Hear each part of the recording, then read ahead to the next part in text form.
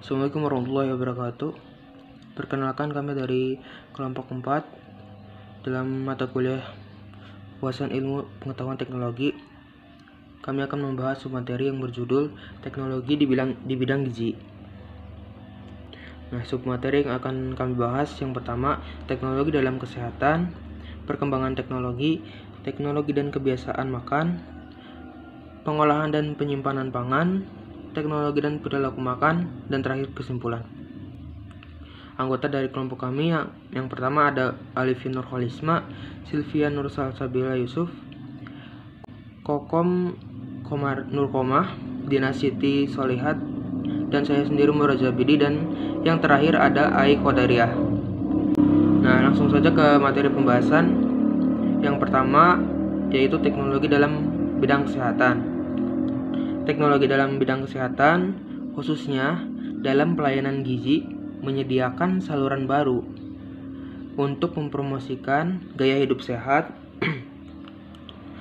dan peningkatan kesehatan masyarakat, dan yang tampaknya lebih efektif gitu daripada media-media cetak.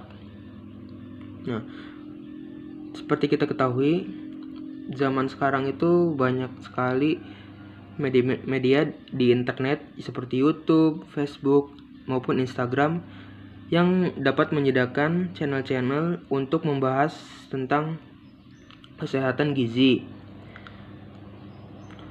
Nah, hal itu tuh dapat mempermudah masyarakat dan kita semua untuk mendapat informasi baru mengenai kesehatan, khususnya dalam masalah gizi. Selanjutnya, perkembangan teknologi. Nah, perkembangan teknologi informasi ini di Indonesia khususnya tergolong cukup pesat. Penggunaan perangkat media seperti komputer dan smartphone tidak dipungkiri semua kalangan menggunakannya, dari mulai anak-anak hingga orang tua. Nah, masyarakat juga bisa mengakses internet dengan harga yang terbilang cukup murah. Pada Seminar Nasional Teknologi Informasi dan Multimedia tahun 2015 di Yogyakarta, Fauza dan Hidayat menyampaikan tentang aplikasi media sosial untuk panduan tumbuh kembang dan balita dan perhitungan kebutuhan gizi lansia. Nah, dalam aplikasi ini diharapkan adanya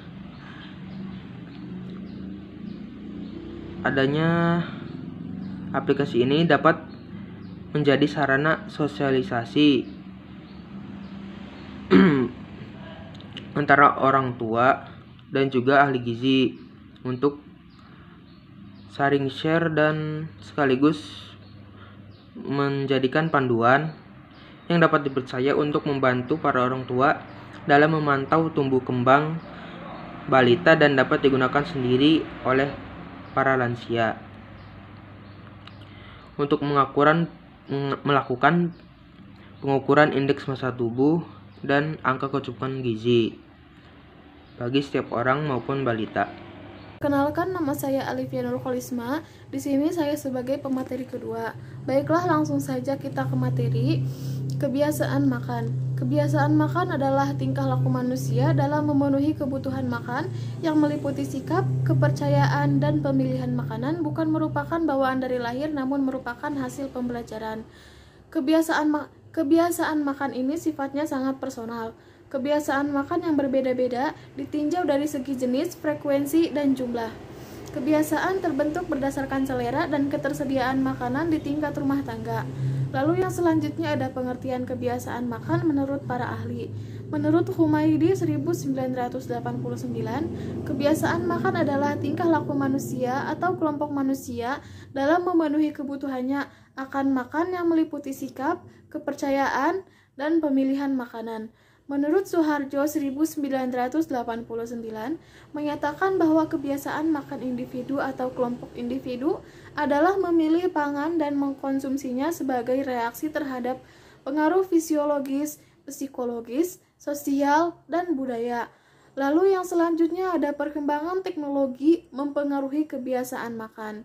Perkembangan teknologi antara lain teknologi pengolahan dan teknologi informasi telah mengakibatkan perubahan pola makan, terutama di negara maju dan masyarakat kota besar di negara berkembang. Mereka mulai menyadari pentingnya makanan sehat, aman, bergizi, dan halal. Tren perubahan pola makan ini berpengaruh pula pada teknologi pengolahan makanan di negara berkembang. Produsen termasuk usaha kecil menengah atau UKM akhirnya berlomba-lomba untuk memenuhi harapan konsumen. Sekian presentasi dari saya. Kurang lebihnya mohon maaf. Untuk materi selanjutnya saya serahkan kepada pemateri ketiga. Pengolahan dan penyimpanan makanan. Pengolahan makanan adalah metode dan teknik yang digunakan untuk mengubah bahan mentah menjadi makanan atau mengubah makanan menjadi bentuk lain untuk konsumsi oleh manusia atau industri pengolahan makanan.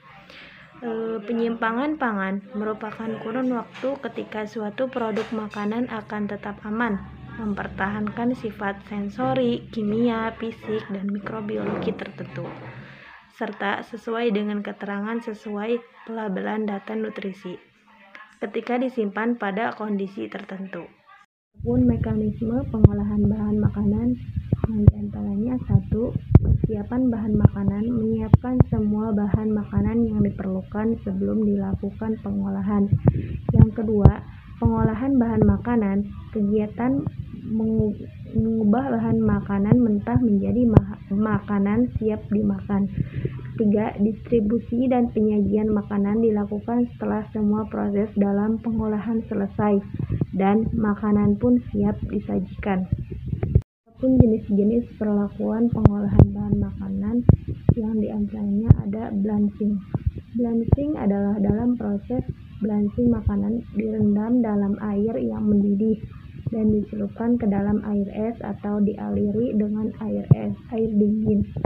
Makanan yang telah melalui proses blanching mengalami penurunan kualitas yang lebih sedikit.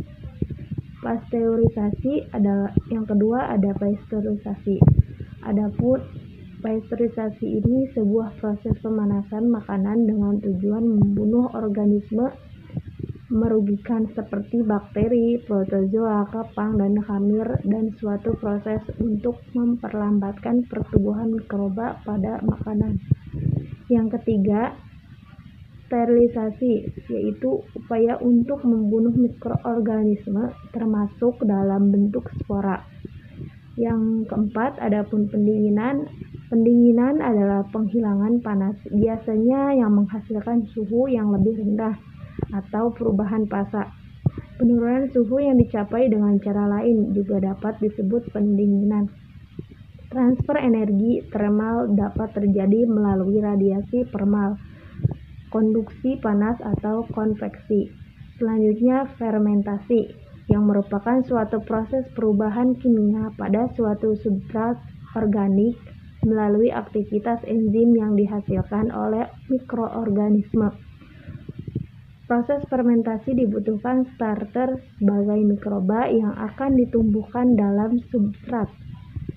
Selanjutnya, pengeringan.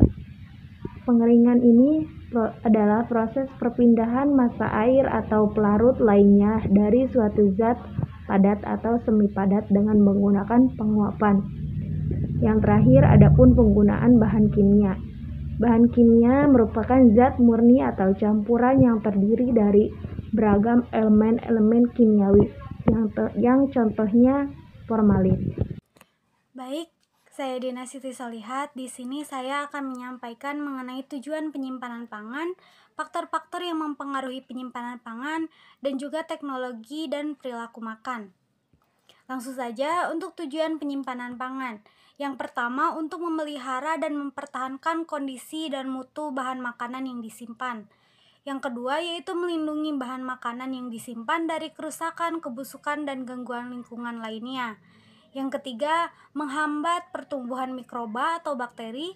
Yang keempat, yaitu untuk menghambat reaksi-reaksi enzimatis, kimiawi, dan biokimiawi. Yang kelima, yaitu memperoleh penghematan biaya. Yang keenam, untuk menjamin ketahanan pangan. Dan yang ketujuh, untuk menunjang kegiatan ekonomi. Yang selanjutnya ada faktor-faktor yang mempengaruhi penyimpanan pangan. Yang pertama ada faktor biologis, diantaranya yaitu bakteri, kaplang, dan kamir.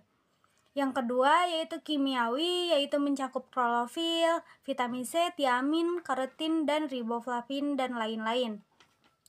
Yang ketiga ada gizi atau nutrisi, yaitu mencakup protein, lemak, mutu atau daya cerna, dan lain-lain. Yang keempat ada biokimia atau fungsionalitas, di mana ada aktivitas enzim, probiotik, aktivitas antioksidan, dan lain-lain.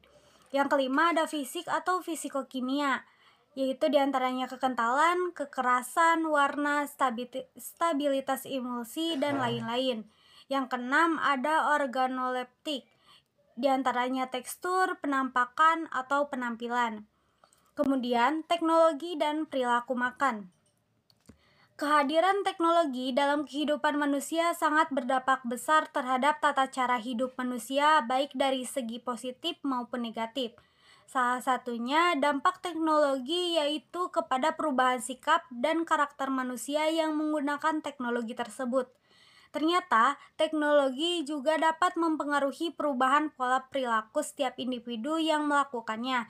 Contohnya dalam perilaku makan, misalnya penggunaan microwave. Baik, untuk yang selanjutnya ada dampak positif penggunaan microwave. Nah, yang pertama, memasak menjadi lebih mudah karena membutuhkan waktu yang lebih singkat dibandingkan memasak secara manual. Yang kedua, dapat memanaskan makanan tanpa harus menggunakan kompor lagi. Yang ketiga, hemat tanpa penggunaan gas LPG dan kompor. Yang keempat, makanan yang dihasilkan tidak menambah lemak, karena dengan microwave ini kita dapat memasak tanpa menggunakan minyak. Yang kelima, tidak menggunakan api sehingga kemungkinan kecil untuk terjadinya kebakaran. Yang keenam, yaitu dilengkapi dengan waktu sehingga aman untuk ditinggalkan. Yang ketujuh, proses memasak menjadi lebih mudah sehingga banyak diminati oleh para masyarakat. Yang kedelapan, mampu mengolah makanan sekaligus mengurangi kadar garam yang berlebih dan membuang lemak tanpa mengurangi rasa yang ada dalam makanan tersebut. Yang kedelapan, praktis dan ukurannya lumayan kecil, sehingga tidak membutuhkan tempat yang luas untuk di dapur. Yang kesepuluh, penggunaan microwave ini dapat lebih santai dan mengerjakan banyak hal sambil memasak tanpa harus menunggu masakan sampai matang di dapur, karena microwave ini aman untuk ditinggalkan. Yang kesebelas, pengguna microwave ini dapat memasak sekaligus dalam porsi yang besar karena gampang dihangatkan lagi menggunakan microwave. Saya Silviana Salsabila. Di sini saya akan menjelaskan mengenai dampak negatif dari penggunaan microwave. Nah, langsung saja. Yang pertama yaitu pengguna microwave itu menjadi semakin malas karena lebih memilih masak dalam porsi yang besar, karena mudah dihangatkan kembali tanpa harus memasak kembali. Yang kedua yaitu makanan yang berkali-kali dihangatkan itu akan mengurangi kandungan gizi yang terdapat dalam makanan tersebut. Nah, harga microwave juga tergolong mahal sehingga penggunanya itu hanya dari kalangan menengah ke atas. Nah, selain itu, penggunaan microwave juga dapat menyebabkan kerusakan otak jika digunakan dalam jangka waktu yang panjang. Mengonsumsi makanan microwave itu bisa menyebabkan hilangnya daya ingat, konsentrasi, ketidakstabilan emosi, dan juga penurunan kecerdasan. Mengkonsumsi makanan dari microwave bisa menyebabkan beberapa penyakit, diantaranya yaitu penyakit kanker dan juga gangguan pencernaan. Nah, selain itu, pengguna microwave juga tidak melihat dampak negatif dari penggunaan microwave dalam jangka waktu yang panjang. Microwave juga dapat mengubah sifat manusia menjadi semakin malas karena keadaan yang serba instan. Selanjutnya, adapun kesimpulan dari pemaparan materi yang telah kita bahas mengenai teknologi di bidang gizi, teknologi dalam kesehatan mempunyai peran yang sangat penting, terutama dalam memberikan kualitas atau mutu pelayanan gizi kesehatan masyarakat. Seiring dengan perkembangan teknologi dan informasi, seakan telah membuat standar baru yang harus dipenuhi. Nah, tidak dapat dipungkiri bahwa kemajuan teknologi ini memberikan banyak pengaruh pada bidang kesehatan. Nah, pengaruh tersebut dapat berupa pengaruh positif maupun negatif. Dengan kemajuan teknologi yang semakin pesat membawa perubahan yang besar di masyarakat. Baiklah, mungkin cukup sekian pemaparan materi dari kelompok kami. Kurang dan lebihnya kami mohon maaf. Billahi taufik wal hidayah. Wassalamualaikum warahmatullahi wabarakatuh.